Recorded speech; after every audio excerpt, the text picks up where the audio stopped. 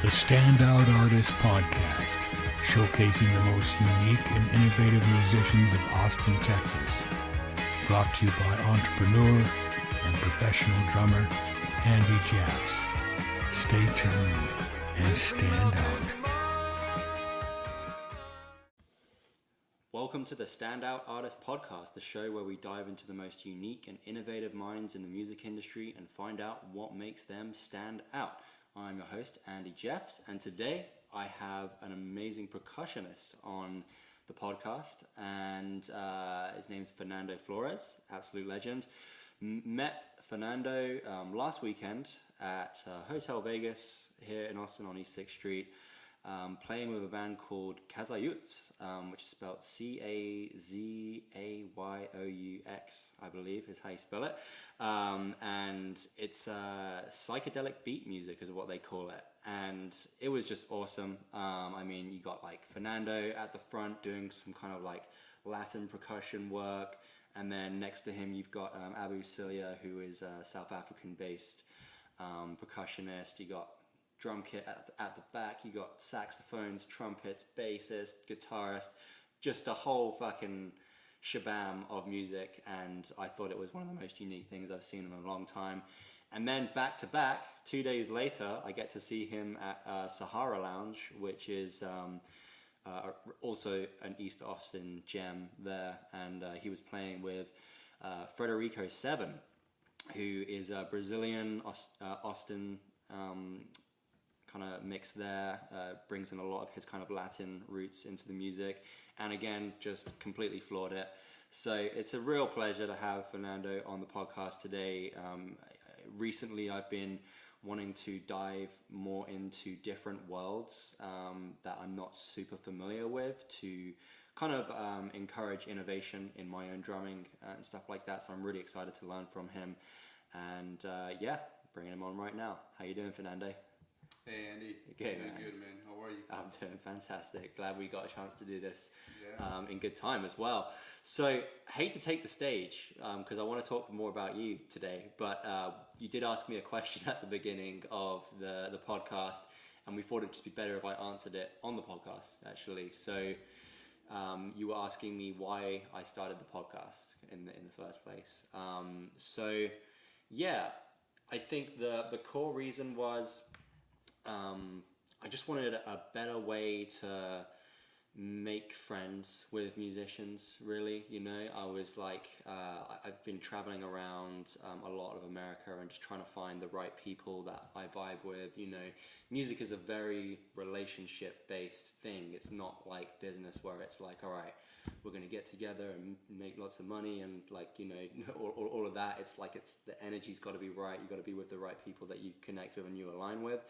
So it was really just an opportunity for me to go out there and not just meet people, because it's so easy to go out there and just meet people, right? You meet people everywhere, but like how often do those meetings, you know, extend into further relationships, right? And like deeper connections where you're, you know, learning about each other and, you know, forming a relationship. So, I mean, how often do you get to just sit down with someone and have a conversation and really get to know what makes them tick, what's their inspiration, where do they come from, and learn from them and stuff like that. So yeah, making friends was like the core reason. And then as it went on, I just started to realize all of the other benefits to this, right? It's like, oh, I get to learn from musicians. Like I thought, you know, I didn't even think about that in the beginning, but like after having so many guests on, I was like, wow, there's so much I can learn from other people, and this is so valuable to me. But like, then I started realizing the other benefits of it. It's like, oh, the musicians that I get on, I'm promoting them. You know, I'm giving them a voice. I think, you know, putting out music consistently is important, but like, it's only one part of you as well. You know, like your audience wants to know who you are as well, as a person. And I don't think, just from my kind of experience taking note of other musicians around the area, I don't think many people take much time to go on podcasts or have the opportunity really to go on podcasts and like talk about themselves and give their audience an opportunity to learn about who they are and all of this stuff, build a further relationship with them. So it was an opportunity for me to selfishly make friends and learn from great musicians, and then also give back and give people a platform. And then if you look even further down the line from that, not only do the musicians get, a little bit of exposure, a little bit of, an outreach to their audience, but their audience gets a benefit as well. I mean, there's many musicians that I know, like really big musicians that I'm inspired by, but there's not enough interviews of them out there. It's really hard to find like a good interview of that one artist that you love, and you want to know, you want to hear from them, you want to hear their story, who's their influences, all of that, and that's just kind of a shame. So like, I think it's an impact to the audience because they get to learn from their favorite artists, which, that's it. Yeah, amen to that. Right? It's just, I just see it as this multifaceted thing where this is like the highest impact thing I can do with my time to create relationships, give back, and give voices to people. Yeah, that's it. I mean, this is amazing. Yeah. What you're doing, it's going in a great direction, because I believe like when we help each other, we grow together, right? Mm-hmm. So you give a chance for the audience and people to learn about the music scenes that might be having get lost through all this times of pandemic and all that. There's so many great musicians out there that they need to put up their names so they can just grow with the audience, and people get to know them, like they're good musicians that can be hired from different shows. But when you're, I guess, I believe like I was in the right time and in the right moment when you were at that show, and then you say, hey Fernando, this is what I have to show, and then I think this is an opportunity that is great to create good things coming on this scene, and this type of platforms are always good to create something good for everybody, so that's you're in the right direction. Just keep doing what you're doing for the music scene, and man. Thanks, man. I appreciate that you see it that way, and big things coming for the podcast as well. Taking this to video next. We're moving into studios. There's this really amazing program called Austin Producer Program, and it's this very affordable membership thing where they give you access to all of these like classes to learn like producing skills, but they also give you access to like studios and camera equipment and stuff like that. So we're going to be not only updating this to a video podcast, but we're also going to upgrade it to a jam cast where people will not only get to hear from the musicians, but we can jam with them, and we can bring on different musicians from different worlds together and collaborate, do that stuff. And then I'll also be hiring some video editors to chop it up into like, little tiny content to put out on social media. And this is the easiest thing I've ever had to do, by the way. This is like the most enjoyable, easiest thing. And it's like, if you enjoy it and it feels easy, don't feel bad about that. Like, you should just keep on doing it, right? Yeah, I mean, you have to enjoy. I mean, in life, you have to love what you do. Yeah. Now, at the end of the day, you're going to feel like it's not work. Yeah. And you're like pleasant with it. You enjoy it. Yeah. I think that's a good call. Yeah, man. I mean, that's what you got to watch out for. That's, like, how do you feel? Your purpose should feel effortless and easy. There's obviously challenges and like you go through troubles and all of that, but like once you find your purpose, that thing should be the thing where you just flow effortlessly. Things come to you, and yeah, it's amen to that. Anyway, man, let's get into a little bit of Fernando Flores. I'm taking the mic too much, but I would love to learn more about you, man. So you're a percussionist, and I find that an interesting like aspect of being a musician, to be more of a percussionist than a drum kit, because like we all got into music for different reasons. For me, it was being in a band. Right, it was listening to bands like Led Zeppelin, Jimi Hendrix, and just like, oh, I want to be in a band because the drummer in there. But when you think of percussionists, like, what inspired you to go into that world? Like, was it your cultural background? Was it something else? Like, talk about how you got into this? I think the culture background, since I was a little kid, it's very important. I'm seeing that has such a big impact. Like right now, for kids, like put their music in their ears, like listen to anything. And as you grow, you're gonna start finding out what kind of music do you really like. It's like when you like something, but you haven't tasted this different type of candies, and it's like, no, I don't like this one, but I like this one. So it's, to me, it's the impact for me in music. It takes more in cultural, since my grandparents and my mom or my uncles will listen that music and been growing with that music in the background. So it's just like it had to have a click, or like, so most of it is just being like danceable music like salsa, cumbia, or those that has anything Latin rhythms. So like back in the days, so we're like Perez Prado, Fania All Stars, Ray Barreto, and all those biggest phenomenal artists, like those 1970s, somewhere 1980s, and growing from that, I think that it put me into like that music. It's in my blood, So I'm Mexican and I'm from Veracruz, so just like in Veracruz, there's a lot of folklore music. There's a lot of rhythms. There's a lot of, most of the music there is just danceable, dancing. So growing from that put me into, okay, I want to learn this instrument, and it was percussion, pretty much. Like, it's a flavor, man.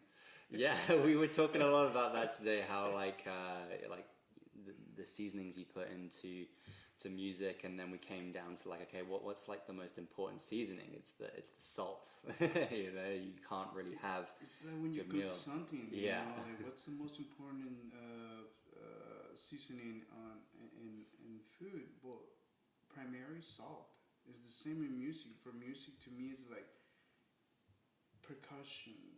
It has to have such a like seasoning in music. Like if you don't have percussion, it is not going to be a downbeat, an upbeat, or like music that will actually drive you.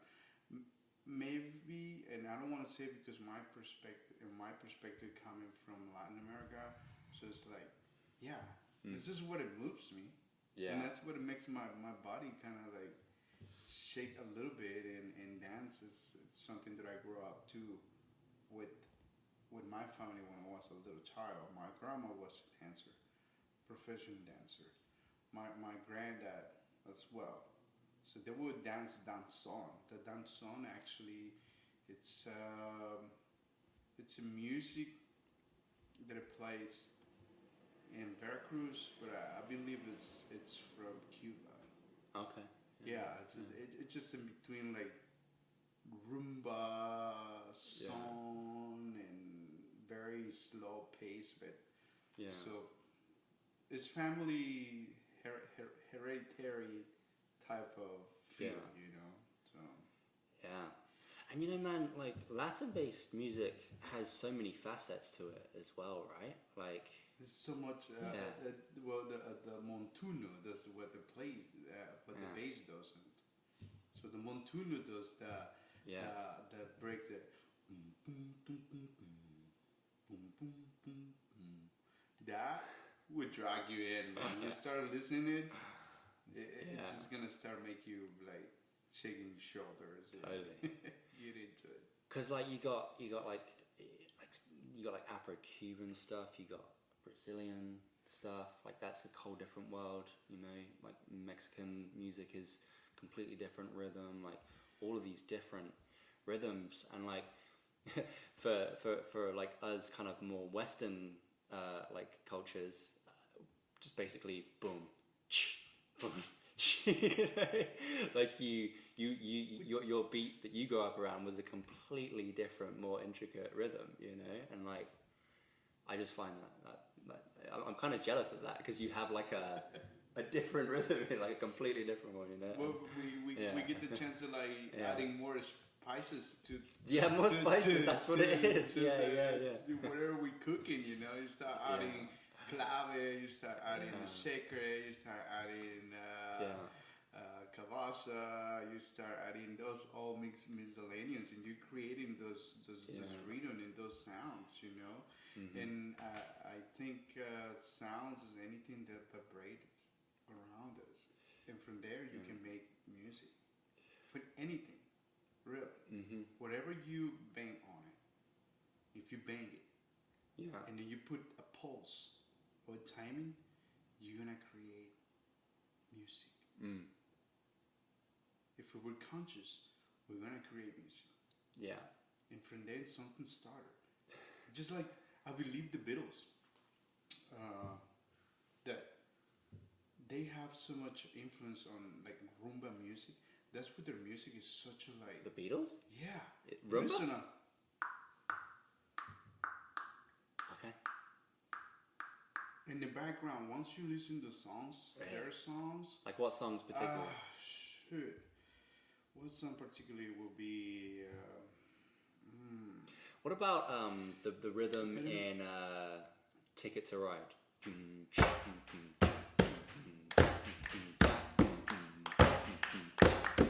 You know that one? Like, would you say that's kind of like a that one has the little rhythm.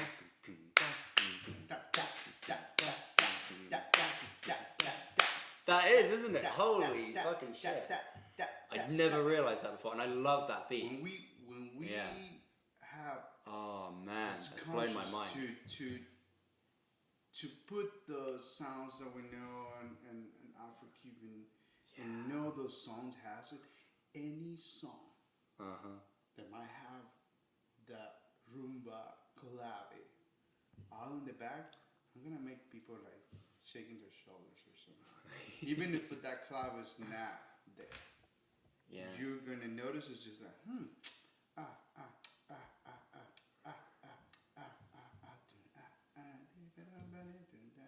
It even can be just English song or any other band, and anything you put.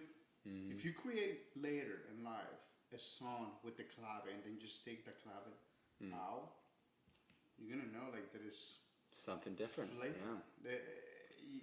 that song is gonna make people dance or however feel it. You know, I think that's the magic too behind it. Like you have to have a little bit of swing, a little bit of flavor, so that song can be enjoyed when the rest of the people will be able to feel it, you know. Yeah.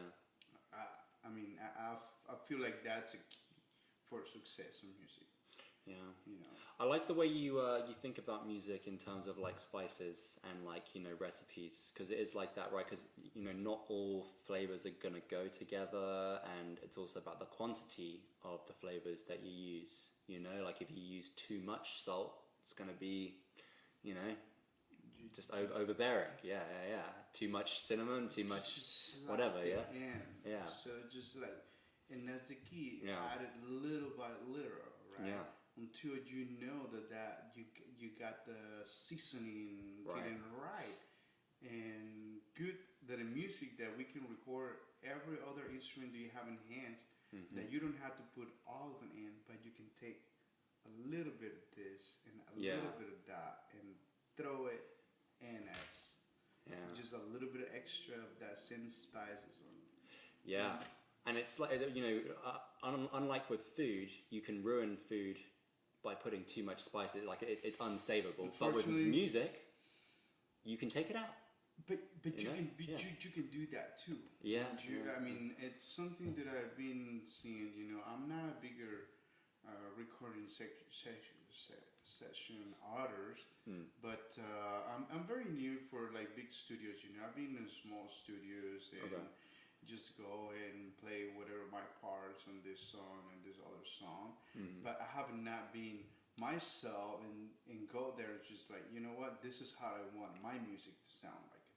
So there is one thing, if you put too much on that such a song and it's not well mixed, you're gonna see all that. Oh shit, it has so much of cinnamon, or like kind of like simulate that.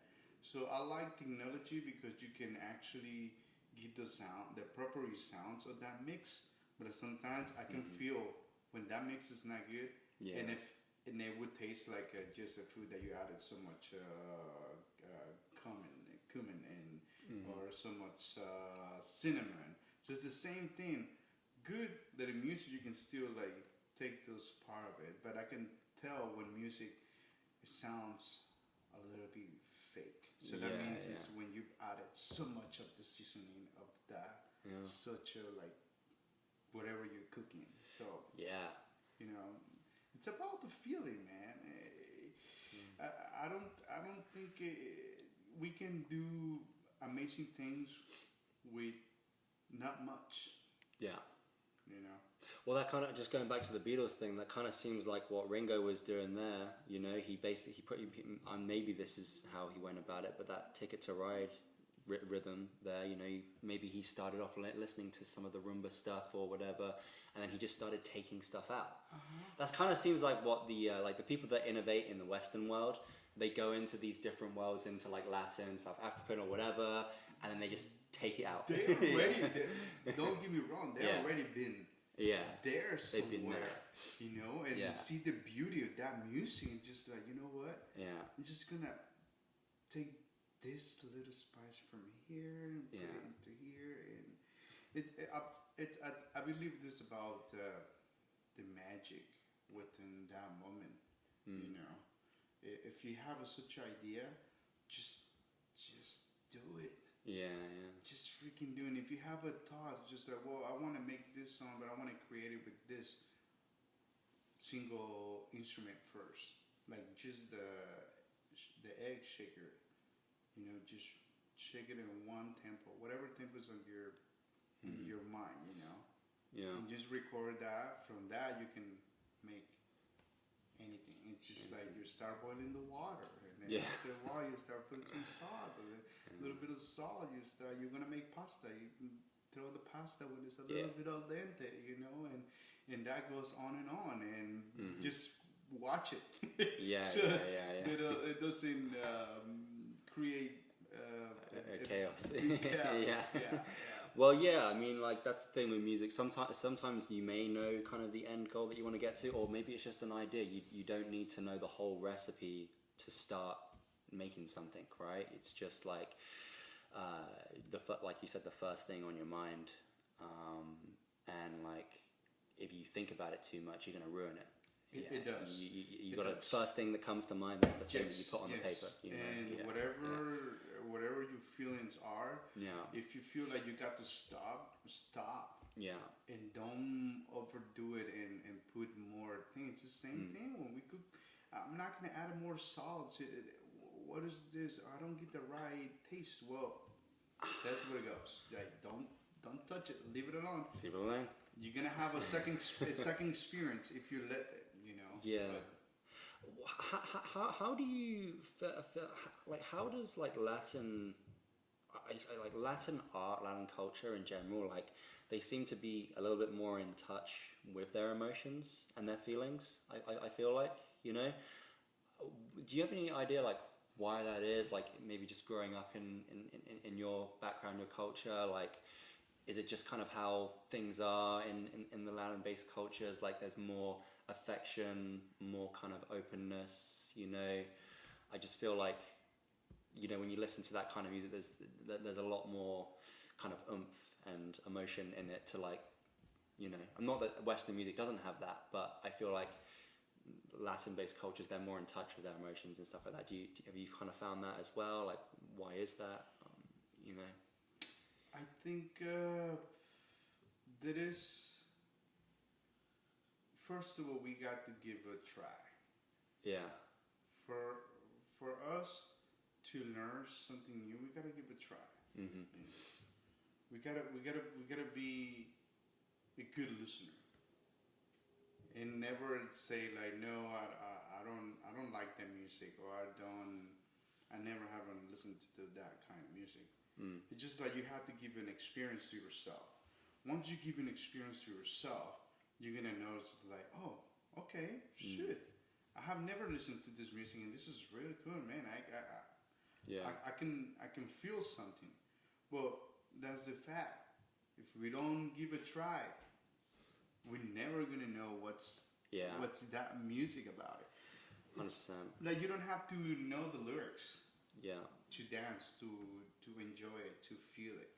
It is the same thing when it was in Mexico, and we in my bodies we were listening Def Leppard, Metallica, Guns N' Roses, Nirvana, all those rock, because I grew in high school. I grew up with that music scene, like rock and roll. It was rising then, yeah. Grunge music. And, yeah.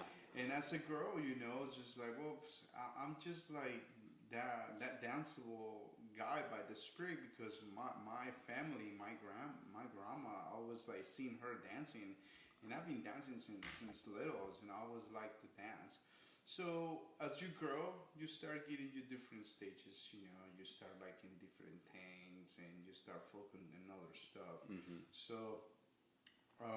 Well, when I got here in 2001, so it was like a one space that got me in between, that not doing music at all, and then I started playing in 2004. I bought my first kick drum, and then just a kick drum, just a kick drum, just that's it.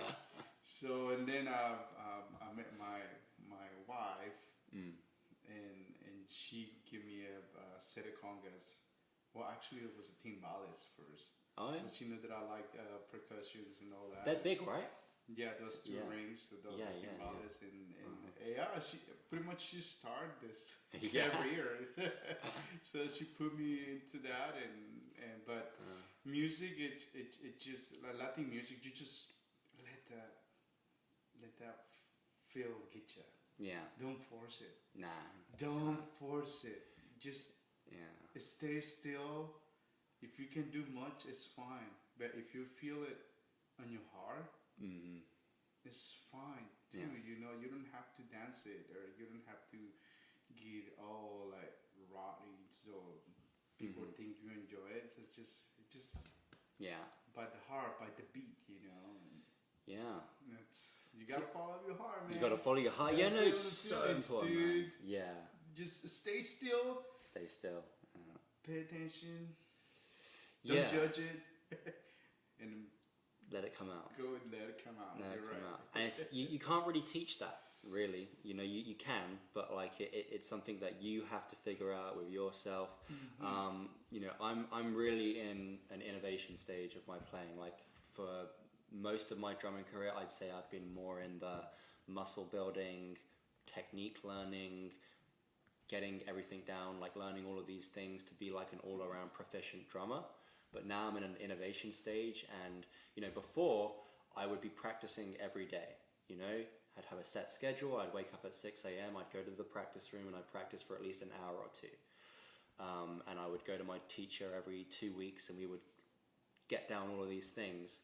But now that I'm kind of out of that phase and I'm more in an innovation phase where I'm trying to figure out, okay, who am I? What is my sound? What's my taste? Now I'm learning, I've actually got to practice a little bit less and consume more. Like I'm consuming all kinds of music, electronic music, some Latin music, whatever comes. Just gotta go out. Just fucking, it's like consuming. You gotta eat. The more you consume, the more that's gonna come out. And it's kind of hard for me to not practice, It's okay. Yeah, but it's okay not to. Yeah, freaking okay. So you're practicing when you're listening to music. Yeah, well, right. Well, the thing is, like sometimes we are so we're so judgmental with yourself. Just like, well, shit. I mean, I need to dig this pattern really good. And just like, and then you work harder, and it's okay. But sometimes you just gotta let it freaking go and create that mistake on purpose. And when you create that mistake on purpose, you find out something freaking out of the pocket, like, holy shit, hang on, wait. Like, you find out a new trick, a new freaking tone, a new freaking exercise that you never haven't feel or do it before. Yeah. Because you don't want to make mistakes. There are no mistakes, though, are there? You have to earn it. Yeah. And once you earn it, you gotta be very focused on how that happening. Mm-hmm. So that you know how that happening, and then you can make it with the purpose. So later, they're not a mistake; they are part of your own journey. You know, when we are attached too much with our instrument, we get too judgmental, and then you still focus more like techniques than just do what you feel. You know, what you feel it's I believe is more important than those techniques. Yeah, I agree. Why? 100%. Because you have to put that sound. You got to put that input first, and then now, okay, I'm gonna start getting focused on whether my techniques are. And techniques are always good. It keeps you. They say do less is more, you know, because the techniques that keep you, like, you just gotta be on such a type of rhythm. And when my way to look it up when I'm working on stage is just to create first the bed of that such a rhythm without doing anything else.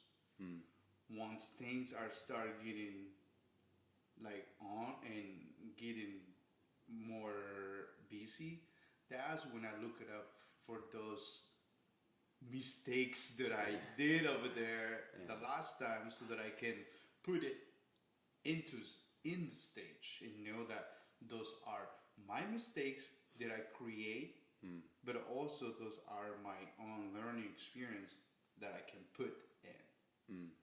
I believe that the best way to grow is just like, and they do say the best way to grow is just creating more mistakes, always with a purpose, and not create them over and over.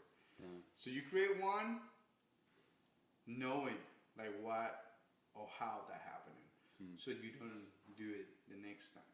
It's not like means we gotta make more mistakes to grow. No, but sometimes you making it and without notice it, without your intention. But if you catch it and then know how it happened and produce this, if it was a good impact, take it.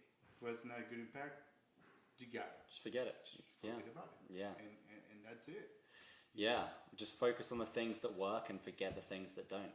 That's it. I used to do that a lot when I was looking back at like videos. Like I film myself all the time, and you know, I would get really pissed off. I'd be like, I hate when I do that thing. You know, that thing that I do. Like I wish I could just stop doing that. Like, how do I stop myself from doing that? It's just like, forget about it. Stop judging it. Stop. The more you think about it, the more you judge yourself about it. You get frustrated and yeah. And then like, what about the things that you did like? Okay, focus more on that. You know, and it's like that's life in general, right? Ignore the thing. Like, obviously you want to, like, you know, sort out your problems and, like, you know, be a responsible adult. Like, you know, you got to sort things out. But if you don't give focus and energy to the bullshit in your life, the stuff that you don't want, and you focus on the things that you do want, it's not a bad way to go about life, you know. And they're and good, music though. especially. Yeah. Sometimes you gotta think whether those bad mistakes you did, so that will help you to learn from the to line out. But okay, I'm not look at it subjectively rather than like judgmentally. Yeah, that's right. Yeah.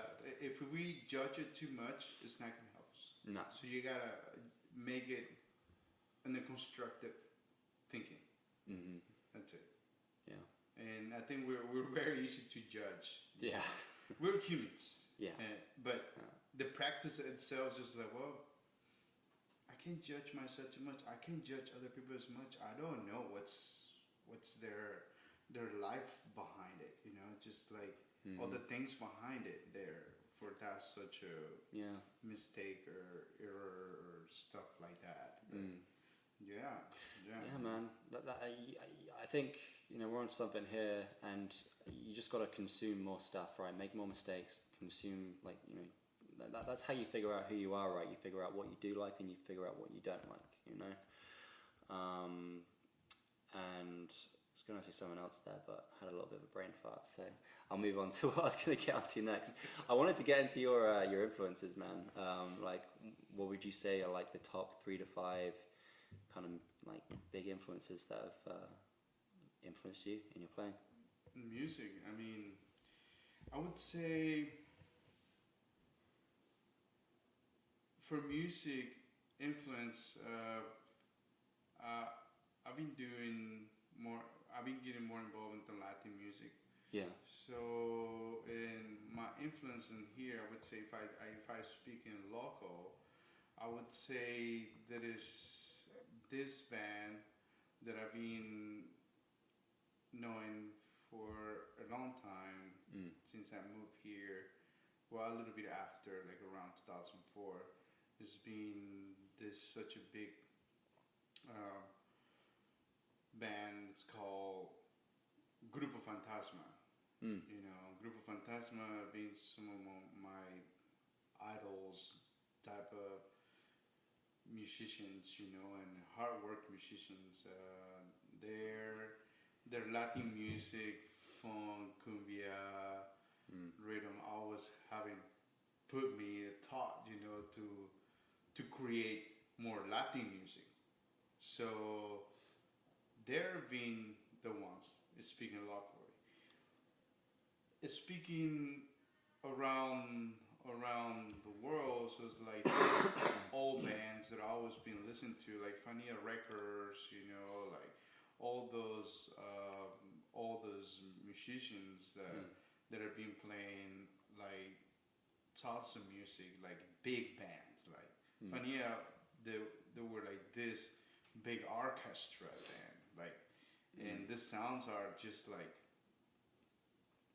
crazy, beautiful Latin orchestra. So Grupo has a little bit of that influence, and they have I'm gonna write them down. it's like it's a 7 to 8 piece band, and I've been learn a lot of good stuff from them. They've been inspiring me to actually play Latin music, you know, and always like thinking, man, oh shit, I listen to their music and just always good things that it happens into my mind, you know, like if they have an instrumental type of song, which they don't, most of it they have lyrics, and so I was thinking like, oh shoot, I can make this lyric, you know. Also, they don't have a lot of percussion in there. Really? Wow. Yeah. It's just it's a lot of there is one percussionist. His name is Sweet Lou. I mean, one of those top One of the like, greats. Yeah. percussion players in Austin, you know, and Of course, this is an Austin-based band. yeah, Okay. Grupo Fantasma is an Yeah. Austin-based band, and they have on the kick drum Mr. John Spees, you know, he's another master percussionist, drummer, and mentor. You know, for me, it's just like by then playing music, it's just like I would say most of the shows that I've been attended, it's just like because I want to learn from those guys, you know, just like you tell me, well, I want to go learn. It's the only way that we can get more experience in learning from the rest of the musicians. But Grupo Fantasma is one of them. They're another old bands that were back in the days that there was such a like boogaloo type of cumbia lounge that was called Charanga Cakewalk In Austin, yeah. in Austin. They don't play no more, and that project is actually one of those good music, like chill type of lounge music, you know. Yeah. It's with the fusion, like lounge cumbia, Brazilian type of boogaloo music. It's just like Yeah. that's one of the other bands too, but they're not playing anymore. Ah. So yeah, and right now, I mean, there are a couple other bands out there. They're doing a great work, and so. But those two bands are being the most that I've been influenced by. That's cool by that music. you mentioned bands that are local bands that you've been influenced by. It shows that you've been kind of really involved in the scene here, and you appreciate the music around you. You know, that's amazing. I like that. Yeah. Yeah, I mean, I would say I've been growing because of them, and Yeah. I haven't had the chance to say, okay, I'm going to get some few classes with those master musicians, you know, and Yeah. I haven't had opportunities, so just like it's your time to start getting those master musicians. You know, you always need a teacher to tell you. You know, Yeah. we can become our own teachers, but we need teachers, mentors to tell you, okay, this is the right way, this is wrong, and this is right. You know, and nothing to take anything personal. But when we grow to make your own food, you're cooking your own meals. You know, just I believe like I've been cooking my own food on stage, and that's my own flavor. Yeah. I've been getting some few classes like Roomba. In Austin, there's some good like percussion classes. Yeah. Oh yeah, Yeah. man. It's Yeah. all, I gotta check it out. There are a lot of small workshops, you know, and you're doing the right thing. Just go out Yeah. and listen to the good music, and you're gonna listen to some bad music, and You it's learn a part lot of from it. you learn a And lot it's from the good. people. Yeah, And yeah, it's yeah. good. Not in a judgmental No. part, but yeah, sometimes we're like, okay, well, It's just how you fit.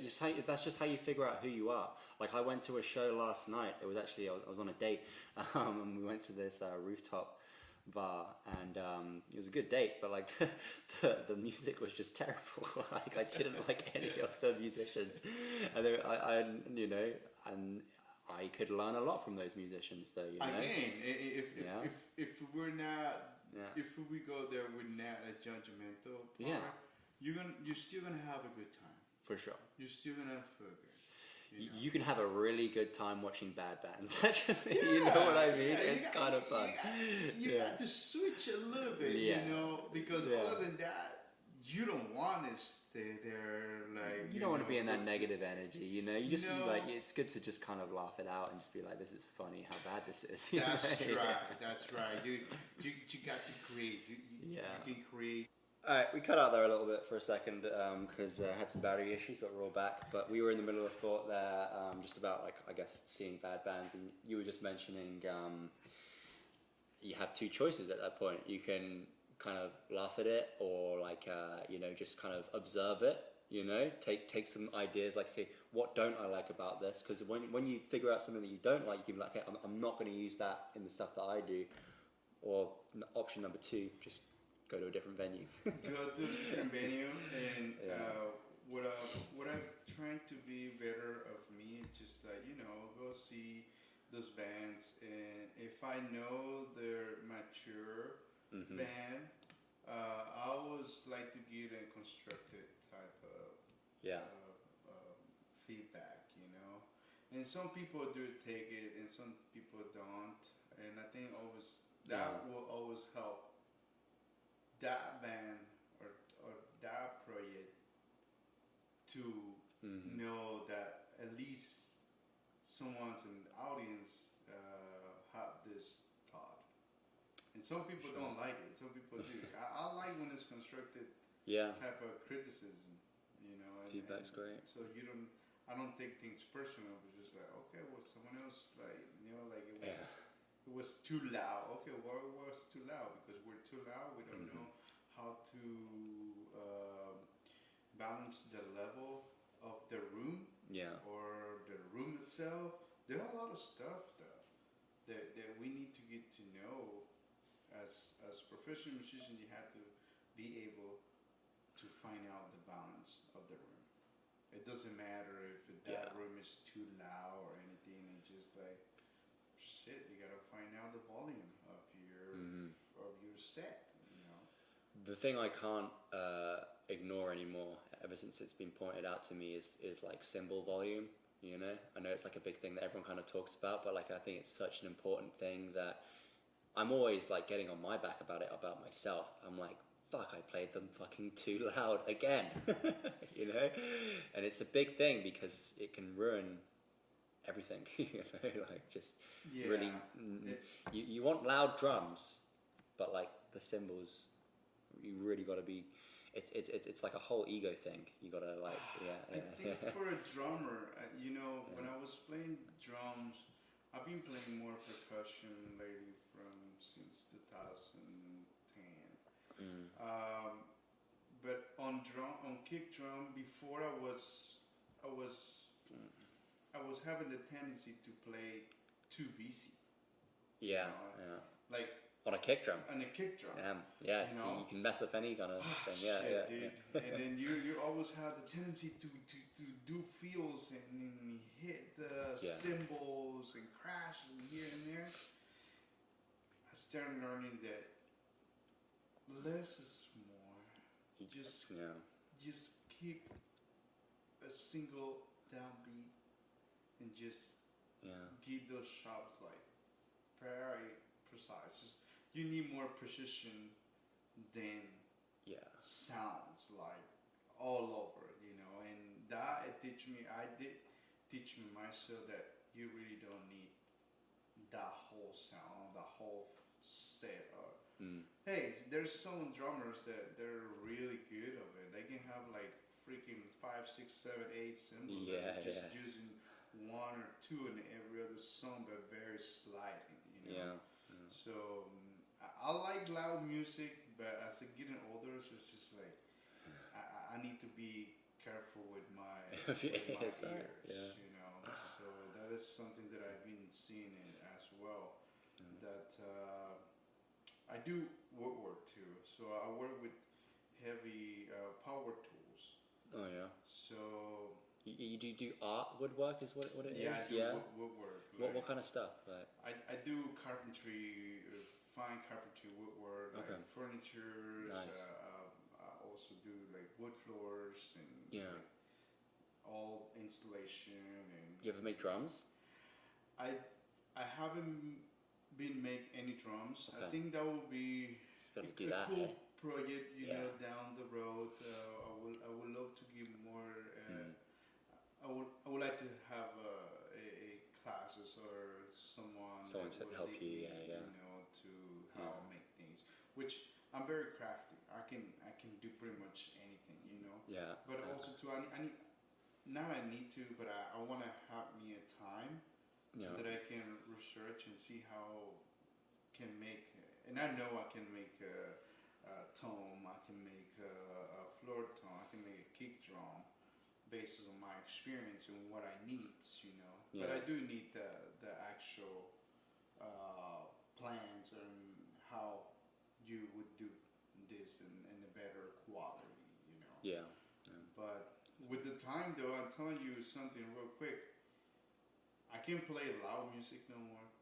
No. It's just because I can take it. You know? It depends too. If it's loud, it's not noisy. Yeah. Because it can be loud and noise. You know, those are the two things. Loud, good, or too much noise. I can handle no more. So and also too my ears. You know, they're getting a little bit kind of. Have you been good about wearing ear protection over the years, or you know? Not so great? I've been taking precautions and like using like earplugs and all that through my work and on stage. Yeah. But I do feel like somehow I've been delivering some tinnitus, you know. So it's like you have to wear earplugs on any stage. I'm really good at wearing earplugs in the practice room, and then when I'm playing on stage with the band. You're doing it right, man. But the one thing I don't do is wear earplugs when I go see a band live. And I'm thinking I probably should start doing that as well, because I'm seeing a lot of live music these days. So it's like time to start getting aware of that. Yeah, that for sure. the tinnitus, if you get one day, it's not great. It's Hey, not gonna be good. Did you say you've experienced a bit of that? Yeah. Wow. Yeah. So I've been balancing the way how not let tinnitus like get on me, you know, because that's the ringing. And I believe like that one I had like in a year ago, because I went to see this loud show at the Continental Club. Yeah. And there was their friends that they're from Houston, and they're called Los Excarnados. They're such a like loud, like good loud, you know. Yeah. So since that day, I know like they were playing that show, and I was in front of a speaker that is close to their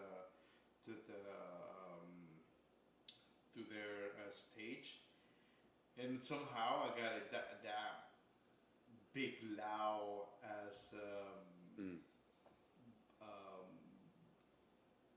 that part of the song that I hit on my right ear. I wake up in the morning, got that ringing on. And is it okay now? Like, can you get over it? Yeah, like the tinnitus. No.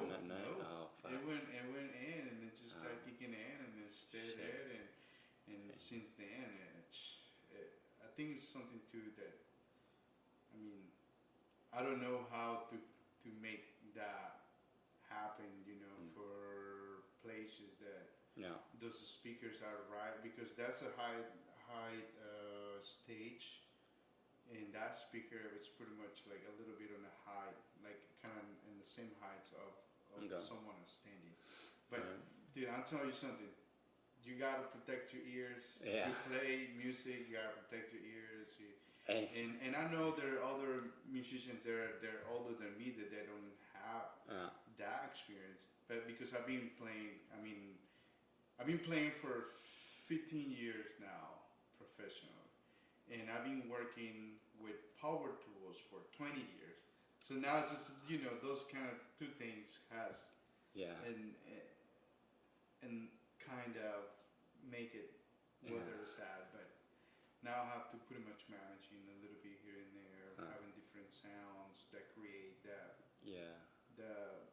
balancing, the beep or the ringing in the ears. So it's not fun though. All right, message loud and clear. Look after the ears. I've got to get myself another pair. Protect your ears. Yeah, 100%, especially as musicians, eh? Thank you for the note on that. Also wanted to get into your current projects right now. What is taking most of your attention now? Because you got Casayuts, you got Federico 7. Like what else are you juggling right now? Casayuts, it's a good band. It's a new project. I think that's been like how long has it been going? Almost 2 years. Almost 2 years now. Okay. Yeah. We went in the studio in 2001. So you have some recorded music now? Yeah. We already got some recorded music, and this drummer Flores. The guy in the back there. The drummer. What's his name? Forrest. Okay. And I've seen him in a he's a couple good of drummer. He's a good person. I love him, and so we just got to play together at this show at Sahara. Yeah. And that's how I met him. So he called me, and then he's like, "Well, let's play together." And now we're making some music, and I'm very happy to be in that project. Is that how that formed? The Casayut? Was it Forrest? Like, did he start it? Or like? He started. We get to know by playing this show at Sahara Lounge, which was a side project from Eileen, and then because they have a house band on Saturdays and called Samuchi. So, but when Samuchi goes out, which the lead singer Evaim. Mm-hmm. So go out of the country. We were the band to fill in. So and that's how I met Forrest. And Okay. yeah, and since then we've been playing together, and it seems like it's a really Yeah. really good music with him, and has a good thoughts. And now making a new record with him, and I think that's been a blessing. And there is new music coming in as well. So yeah, that's the one that I have right now. How does like that band form? Like that's like such a intricate band where you've got all of these different players, like the horns, the saxophone, the bassist, the guitarist. Like it's just, and then you got Abu there as well. Like how does a band like that come to fruition? Like that's amazing. Yeah. I think it's the fact of when you have good intentions, you're always gonna create something good, something pure. The first recording session we did with Kasha was on February 2021, I believe. So we went in, so just few of the musicians that he knows. Yeah. We just went in the studio, play live. Right. Everyone did his own thing. Just drive in. We kicked 6 songs in one day. Mm-hmm. So that was for a live recording. Yeah. And since then, I mean, things went good, and it's a mature band, I would say, but yeah, for sure. Really, really good on the output. Like the musicians itself seems like they're very mature professionals. For sure. Yeah. And it's about like respect and be for such a project that you really want to be involved and let the ego out there. Like even you're a badass musician, but in this case, it's just like we have great musicians there that what we're just doing is creating music for us, so that can be played for anybody. So, and I think that's really kind. Like just go in without met few of the other musicians, and then everybody just go in, do your thing, be conscious of what you do, and just create, respect the rest of the musicians and instruments, what they're playing. Yeah. Know that it's about creating, and now who is who. Like I think that has a lot of good and potential when you're playing with the group of musicians that are actually well educated on their own, so they would not feel like they're freaking rock stars, and play here and there. And I think that's always been part of my way to look out and play with people. Yeah. Just to create music. Yeah. Just to make music. It's not like who I am or where's your background. You know? So be humble. It's always the key, man. Yeah. So is everyone in that band kind of like a committed member of that band? Like, or do you kind of change a few of them out a little bit? There is one. He changed 1 or 2 guitars. Okay. But the rest of it are pretty much the ones that when we record. Wow. Yeah. And how do you guys write music together? Like, is it always one person's idea? Or is it just everyone coming in with different ideas? And you just I think everyone, on that first record, everyone came with different ideas. Wow. Yeah. You got music on Spotify and stuff like that right now? Where can we check it out? I think it should be. I'm not really. I'll check on the Instagram.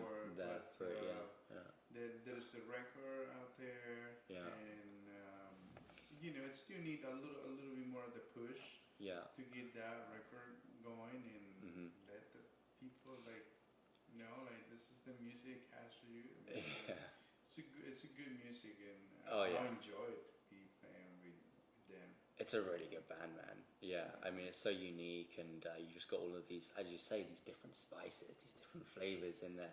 And Abu as well, he kind of like had like because there's no singer in the band. It's just beats, music, and like rhythms and all of that.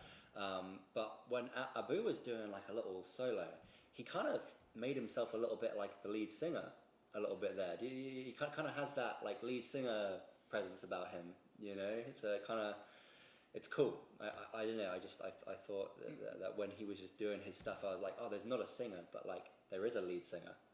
You know what I mean? Like he kind of. Yeah, eventually that, I think yeah, that band will have some vocals. Yeah, that would be there great. There is the drive-in.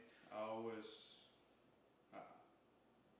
to me it's like when I'm playing music, it's just like there has to be some type of sounds out of my mouth. Yeah. Or melodies and lyrics that are in my head. Yeah. That So helps you to like. That helps yeah. me Okay. to find out the rhythm that I know it goes with that song, and it helps me to produce more of the serotonin, like that I can feel happy for it. Yeah. And I think that has a potential that has some lyrics later. I think there definitely is Because some potential for lyrics. My, yeah, for my sure. experience that I've been with other different bands is like we start creating music like instrumental, and then eventually there's some lyrics can come out and put it over there. Like this band, it was before calling Continental Drift, so now it's Serum. So we're gonna play this Saturday at Tahara. Okay. So with that band, we start also to instrumental. Most of the music is instrumental. There's one song that it has few lyrics, and that one is start pretty much within myself. That I say, okay, this lyrics can go in. So it's called Va Llover. Yeah. So it's gonna rain. So and that's the song, and that's the band that we start instrumental as well. And how has few lyrics. I mean, not many, but Kasayu, that's the project that I'm. That's most of your attention. That's great. Yeah, and what a project. I if there's ever a chance to fill in and do a little percussion there, man, that's a really good band for sure. I really do love that band. So yeah, looking forward to seeing what you guys come up with that. It seems like there's more to be done with it, right? There's like you've got so much potential to do even more with what you're doing there. So Don't get me wrong. The next record. Yeah, it's coming. It's coming. Yeah, hot. it's coming hot, That's man, great. and I'm looking forward to share it. Like, to the infinite, like people to listen to it. You know, and that's the one band that people need to look out. They do need to look out for that band for sure. It stands out just so well, and it's not too weird either. Like it's approachable. Like anyone can like appreciate it and be fascinated by it. I think it's a great thing. So yeah, keep on going with that. A couple of kind of closing questions for you there. So as a percussionist, as a musician, what would you say is like the biggest thing that you struggle with, biggest challenge as a musician right now? I would say personally, the struggles I'm facing as musicians that is that I don't have the means to how create my own music. Just personally, You want to like create your studio. Right, yeah. Such a space that I can go in and make the ideas, the music that I have. Other than that, though, music has been part of my life, but not as a primary income, for music or paycheck or anything like that.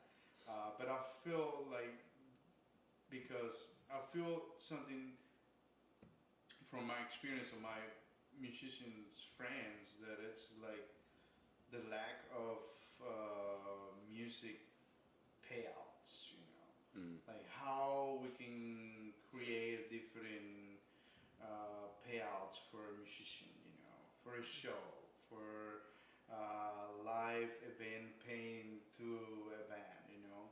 I think that is something that it needs to be put up. Like someone would say, okay, how we can get a better pay gigs, because really they're decent gigs though. Don't get me wrong, but I believe like music should be having a better payouts. You know, I don't struggle personally though. I mean, like lucky that my small business would give me the money to bring home. You know, to create different things or but talking besides my people and acquaintances and friends and people that I know in the music industry, just like how do you get a good pay gig? How you can actually let the venues, anywhere where you're gonna play, there is so much than just go in and play music. There is so much to do. Yeah. People need to pay for rehearsals. Yeah. People need to pay for, like bands. I'm talking about bands need to pay for rehearsal space if there is not a space for rehearsals. So you have to pay for any little item.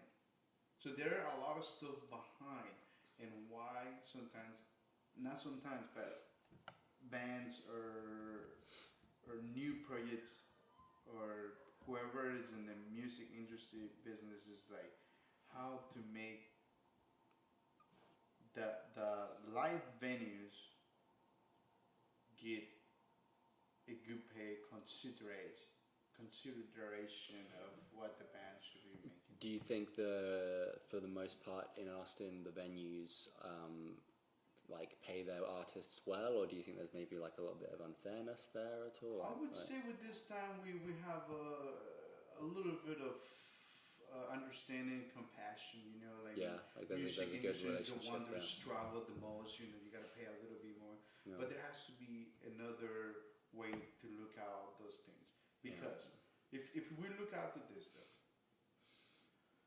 if you go play a show. Do they have an insurance, like in case you fall off and hit yourself, so you're not going to be able to play, or something that it's like, okay, I don't have insurance, so it's like I can't play to your show, but I couldn't be able to play because I hurt myself. Right. Yeah. So you know, all those things needs to be on record to say, okay, well, you're gonna hire this band, so this band has insurance, so that means you will not be responsible or anything that will happen with this band. So that is when it needs to be charging, like doing a type of invoice, you know, like what you charge, because we charge you to play 2 hours, but those 2 hours is like 30 minutes with the come in and do the set out. Sometimes when you got shows on your own, which sometimes you gotta go load in 4. If the show is at 6, you gotta go load in 4. So there are 2 hours in between. You know, to get lost, it's not just the hours that you pay for that such a performance. So I believe that's what it goes to. You know, how to educate or how to give more awareness of whether to give bands a better pay. For sure. I mean, it's just a thought. I don't know. Yeah. I might be wrong. I can imagine in a band of like 12, like it's kind of a tough like for that situation as well. Well, too, that gives a chance for a band, you know, just like, well, if you know you're gonna have a band that has 12 people in the band, you're not gonna make enough money. So are you playing here for free or because you just like to play? Yeah. But there is not those chances For or sure. times when, Yeah, it's tough, man. I've never relied on music for money, personally, and I've never had to figure it out or anything like that. But it does seem like a really tough thing to figure out, like I don't know, I don't put the pressure on that to make a living from music, and it's something to figure out, something to figure out. there is ways. There is ways. I think you don't have to rely on music for money. You can, and there's people that do that, and more power to them. There's some, I know some really hard-working musicians that playing shows every single night, sometimes even twice a day and stuff like that. And I commend people like that. Me personally, I can't live that lifestyle. Like, I have a side business as well. I kind of like a freelancing online marketing thing, and I have a lot of freedom with that. And I love music. Don't get me wrong, but like the lifestyle of like a professional musician, I'm not sure if that's for me personally. It's a lot of work. It's a lot of work for sure. But maybe at some point things will change.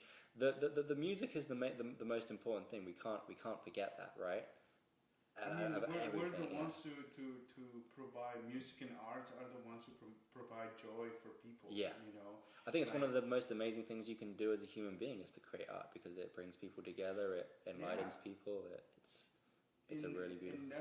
That's a beautiful thing. People, don't get me wrong. I mean, people are gonna listen to whether it's the good music, and and they're always gonna. Oh well, I'm not gonna pay this $10 ticket or entrance, but hey, you're paying $15, $20 by drink, And pay the fucking $10.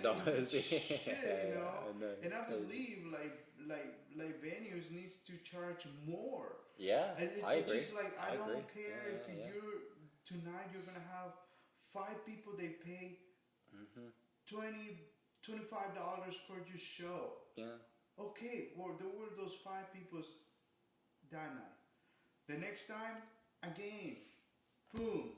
It's $20, $25 charge. Okay, well you got 10. And the next time you got 30, and the next time you got 50. So you gotta start somewhere to create something. Anything in life, you have to have the first step. Understanding that maybe the first step is not gonna lead you for too much, but that's gonna be the start. Yeah. So once you do that, later you're gonna have 10 people. The next gig you're gonna have 30, and eventually it was just like boom, because we have to educate the people. Like if you can pay a $10 coffee or $20, $18, $15 cocktail, you can pay $10, $12, $15 on the entrance and to go see music. You don't see one band, so sometimes you see 2 or 3 bands. It's just like that's a win-win, So yeah, man. I mean, I think very fortunate about here how most shows in Austin are about $10 or free. Like I go see at least 2 shows a week. Honestly, last week was one of like a really great week. I saw music on Thursday, Friday, Saturday, Sunday, and Monday, and I was like, that was. Like some of those shows were free. Like 2 of them were free, so I paid $30 to see 5 amazing music shows. It's fucking great. And I don't drink alcohol anymore. So like that's my drug now. Live music is my way to like get fucked up. And I think that's money well spent for me, man. It sure is, man. When you put it on that with the, I'd pay double for the weekend that I had as well. I'd totally pay $20 for the bands that I saw. If they're good bands. But that's the thing. Hopefully there are other people that think like you. Like sometimes if you know that. Well, I've been seeing from my experience before, so I go see a band, it's just like $5. It's like Well, it's because you pay that $25 for this band, or show. It's because I personally think it's because of trade-offs, right? It's like it's economics, you know. It's like people go out, and I think most people are going out to get fucked up, like to drink and just like to forget about things, to suppress feelings and all of that. And I'm not putting any bad connotations on drinking, by the way. No, like, you know, it's the normal living, you know, like Yeah. these times are been hard. People need to get out of their house. People just want to It's- forget and it's drown, fine, or it's like, you fine. know, like a big motivation is to go out and like find, you know, someone to date or someone to fuck, you know, that's why a lot of people drink. They can't do it without drinking, you know, and it's the society we live in. I kind of like I like being a non-drinker in a drinking place because I like social surroundings and social experiences, but I think maybe in the future, like things move towards like people, you know, spend less money on drinking and more money on art. You know, but like I said, art is a drug. You know, Yeah, going to yeah, see yeah. really good shows and having a great time.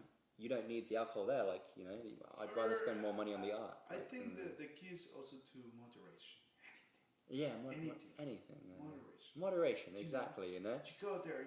If Yeah. you know, I don't know. Sometimes you would say, "Oh, I got this budget. I just got $80 for Yeah. tonight." Boom. Yeah. $15 for the engine. Okay, well, Yeah.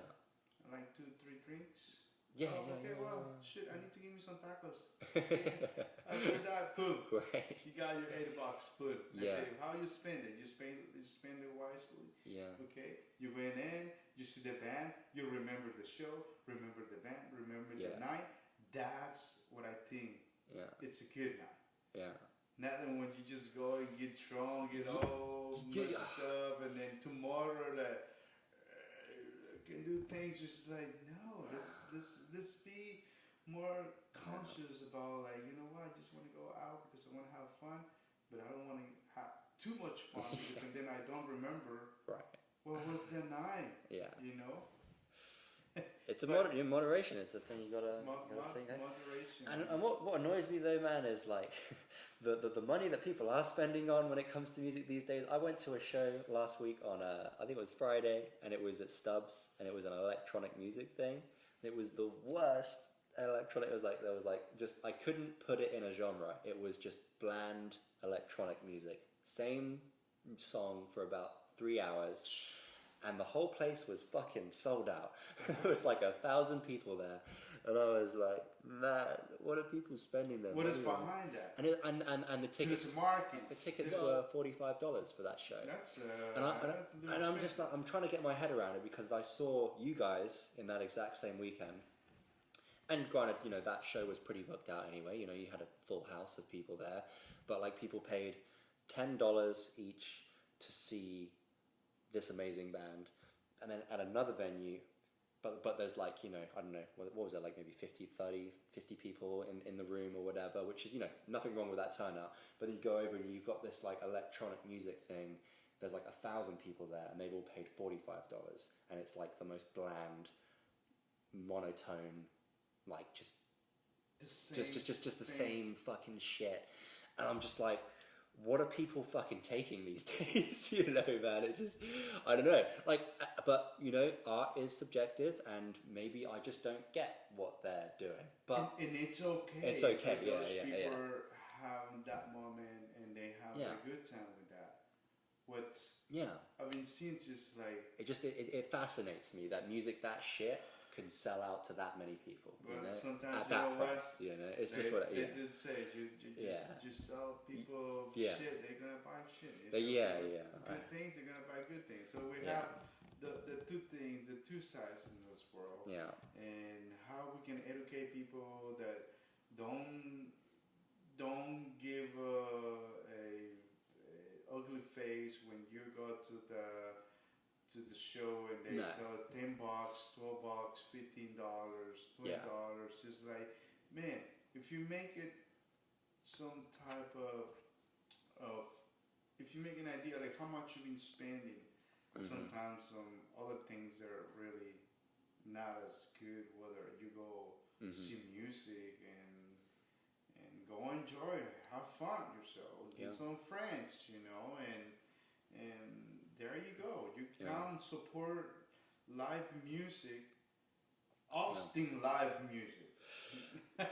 On the flip side That's as well, what though, I it's- think as much as like the audience and the people that go see the live music should be willing to pay music, I think musicians as well should take on the responsibility to be innovating more and like bringing a good show. You know, like I think it's Right. both sides. Like, okay, yeah, if we're gonna ask for people to pay, then let's bring them a fucking show. You know, let's It's true. You know, That's the main thing too. Yeah. If you want to get good pay show, well, you have to put something something good. in the table. Yeah, Good. be innovating, be like The innovator. Put the I do feel think into it, it's the about, heart. it's about the performance. The and performance, be a yeah. show. how you feel it. Yeah, You know, yeah, because yeah. that would make people feel good. You know, it's the feedback. Yeah. And musicians and It's the entire audience. performance. You know, and also too is like I would say I'm better with than having a good music performance than just acting, Yeah, because there is those two things. yeah. If you want to make a band just acting and like Yeah. oh really cool and that, you can Yeah. make that. Yeah, But yeah. also people are not gonna look at you very professional. For you sure. know, because you can tell. You can tell when You it's can off. tell. When they're feeling it. And Yeah. they're on there. Yeah. You can know? tell it's okay. Yeah. That's performing, show, and good music. Yeah. Damn, that's what I'm gonna go. And I don't care if they cost 10, 50, 20, 30 bucks. I'll pay that. You Yeah. know? And that's me too. I'm very open for that, and that's because working as musician and doing art, I can see for us to be in pain in such amount, it's like we have to recognize those people talent, creativity, in the way how they make those things happen. Mm-hmm. And you know, the music and arts are the ones who are suffering more, but they are the ones who bring you joy. Yeah.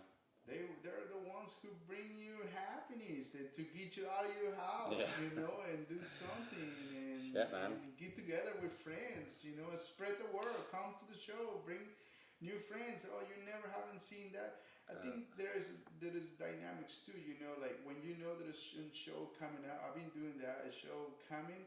I bought 2 tickets and just like, hey, here, you know, here's a ticket for these 2 bands. Go see them. Oh, okay. Just like kind of push them in a good way, you know. Hey, I have two extra tickets for this band. Go check it out. Well, Yeah, man. You and someone else. You know, your date, your friend, your whoever. And I think we gotta find out different ways how to make people get more aware with music and just support music, man. For sure, man. Because I think about like how I approach going to live music. Like I put in a lot of work to discover the music. Like there's you know the Instagram page Austin Indie Music. They put out like a spreadsheet. Are you on Instagram at all? Do you use that a little bit? I don't think I'm. No worries. But like there's this Instagram page and they put on their story like all of the shows that are going on every day and they drop it there. And what I do is I search every band on that list and I check them out on Instagram, I check them out on Spotify, and then I go see the best bands that night. And I do that usually on Thursday, Friday and Saturday of each week, you know. A good idea. So I put in quite a lot of work to like see really good music, but you know, no one else is going to do that, right? So it's like, how can we make it easier for people to be aware of really good music in the area? Because you know, I think a lot of people are skeptical about going to see music. You know, it's just like, oh, I don't know if it's going to be good or not. Like, no one wants to waste their time, right, or their money or whatever it is, going to see, you know, a band that they're not going to like. But it's true. That has a good point of view. Like people don't really want to like go to see whether who's playing there. I don't know. I haven't listened to them. Right. So you got a good point. I think it's just about like how to get educated and search How to make for them good more music. aware. Like I don't know how you tackle that problem, because it's hard to show people a good show before they go to the good show. But for me, like the work that I put in to like discover the music, like when I have a weekend like I did last weekend where I saw Kaza Utes on Thursday, and then, you know, Sahara Lounge that Saturday, I was like, that was the best weekend ever for me, you know. Cool. So, you know, it's worth the work if you put in the work to see the live No, music. you're doing it right. I think that's Yeah. a really good concept to see. You know, like how people can get more into it and into that, and just I don't know. Has to be like such a new side. Whether all these good bands are gonna be here playing, and also I think for bands it needs to be a lot of the good material out there so people can listen to it. Yeah, like and bands can be better at self-promotion Yeah. a little bit. I know we're like for the most part, you know, musicians aren't very good at that because we don't want to be too salesy or pushy and all of that. But if we can get better at presenting ourselves and like promoting ourselves on the internet and just putting on good shows and making good relationships with the audience, then, you know, we create that culture. And, you know, I think that a place like Austin, it's possible for us to keep on working on that, you know, because it's important. Yeah. It does. Yeah. It does. It could be possible. Yeah. And I think just the best thing, like anything, just put out the good work out there and show, and spread the word. you know, Yeah. And that's the best bet. And just like any type of business is word of mouth. Word of mouth. I think what's his name of Amazon? What's the guy who runs that? The big guy, not Steve Jobs. Whoever is the Amazon CEO, Bezos, Jeff Bezos. That was his philosophy in the beginning of building Amazon. He was like, we're going to create something that is so good that everyone's going to tell everyone about it. Like, we're not going to really put in much money into marketing. We're just going to have the best customer service, the best product, the best everything. And then because he knew that word of mouth was like the most contagious way. Experience, you know, people are telling their friends. They'll tell their friends, the people, hey, well, you should call them. And you're saying and that's what I'm seeing too with my small company business. So the word of mouth is the best way to get you more business on, because I do been experiencing that, and that's the best. It's the best. I mean, for a band to go put out a good show, have fun. Tell people, like, you know, tell your friends or however you want to advertise them and spread the word. But the material and the product has to be good. Right. Well, because, you know, like the difference is, like, if you're on Instagram, right, and you know people have posters, like they have an ad, like, hey, this is what's going, then they have like the art. You look at the poster and you're like, it could be a good show, it could not, I have no idea. But if a friend comes to you and says, this band, you got to go see this band, and you trust that person, you like that person, then you're more likely to go to the show that he recommends than just seeing a poster. So, you know, I think just as musicians, keep on bringing the fucking good stuff. Keep on making the good stuff. Give a kick-ass show. Be fresh and rock the show, have fun. And I think that's the most important thing, you know. Once we have fun, the people are going to have fun. Though. Yeah, fun is contagious. Fun is contagious. Yeah. Just say it. Yeah, man. And you know what? That's what I hope to do with this podcast, is to be an addition to the community that helps educate the community and bring people together more, and inspire musicians to do better things. You know, because I think we're really important. The art is not just fancy like colors and sounds. Like art is what makes living worth living, you know. That's right. And I mean, thank you for inviting me here. And totally. This is a really good start, or a good thing. So 100%, man. Keep on doing it. Yeah, I appreciate that, man. Received. Take it, and things will be growing as the time comes, you know. And keep on. Community and musicians and arts will definitely appreciate all this type of words and things that that you can provide. That's how a community grows. Yeah. I feel that that's the way how I've been growing in this town. Mm-hmm. You know, Through conversations. I've been growing, and I am who I am by the people who I've been surrounded in this community. Yeah. That's it. That's man. it. I've been learning from every other person in this community how good they are, how good they're giving, and that's what it keeps a good community, man. You know, and so I wish you the best on your podcast. And Thanks, man. I'm looking forward to releasing this. Keep it doing it, man. Keep on doing it, Yeah. and Yeah. just follow what your heart tells you, and you know. Amen, brother. I love it. Be like cooking, just add A little bit of the spice. first spices, you know, and eventually get the next one. But Oh yeah, man. it takes the first step for things to get ahead. 100%, man. Well, I appreciate you coming on the podcast, man. It's been a pleasure to talk music with you and inspire the world out there. I guess if people want to follow your music, would it be best to follow the Kazayu Instagram, or like would follow you on Instagram? Like where should people follow you, and what should we look forward to? Yeah, I mean, I would say like just this project is our project, you know. So it would be good for just, I mean, follow us on Instagram, which is Kazayu Music. CAZAYOUX, right? Yes. Cool. And and the other projects too. Want to give a good shout out to yeah, please do. Federico 7. Absolutely amazing. Primes and my oldest band, the Serum, which we're gonna be playing this Saturday at Sahara at 10. So yeah, those are the main projects. You know, sometimes I can do some percussion with other bands in town as well, but those three are the good main ones. And yeah, my most recent one is Kazayu. Okay. Yeah. Great. Check them out on Instagram, guys. 2 of the 3 bands that he just mentioned I saw last weekend, and they blew my mind. So go out, see them. All you have to do is show up. They'll take care of the rest. That's right. And yeah, thanks so much for coming on, All right. Fernando. And yeah, let's keep on making good music, baby. Peace out, my man. Peace out.